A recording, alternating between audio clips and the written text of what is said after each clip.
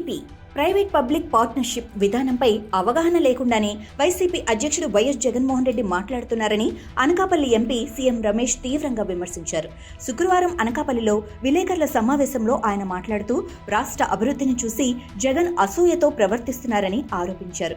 గుజరాత్, ఉత్తరప్రదేశ్ రాష్ట్రాల్లో దశాబ్ద కాలంగా పీపీపీ విధానంలో వైద్య కళాశాలలు విజయవంతంగా నడుస్తున్నాయి.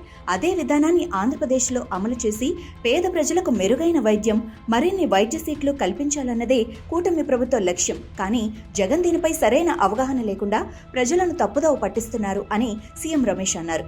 వైసీపీ హయాంలో వైద్య కళాశాల నిర్మాణ టెండర్ల పేరుతో భారీ అవినీతి జరిగిందని ఆయన తీవ్ర ఆరోపణలు చేశారు.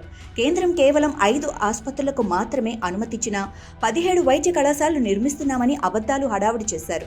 ఆ డబ్బులు ఎక్కడికెళ్లాయో ప్రజలకు తెలుసు అని పేర్కొన్నారు.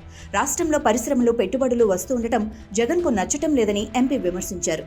డబుల్ ఇంజిన్ సర్కారు కృషితో ఆంధ్రప్రదేశ్లో అభివృద్ధి పుంజుకుంటుంటే జగన్ మాత్రం పరిశ్రమల యజమానులను బెదిరించేందుకు తన అనుచరులతో ఈమెయిల్లో ఫిర్యాదులు చేయిస్తున్నాడు అని రమేష్ దుయ్యబట్టారు. అలాగే అసెంబ్లీకి హాజరై ప్రజా సమస్యలపై మాట్లాడలేని జగన్ రోడ్డు షోలతో డ్రామాలు చేయటం విడ్డూరంగా ఉందన్నారు.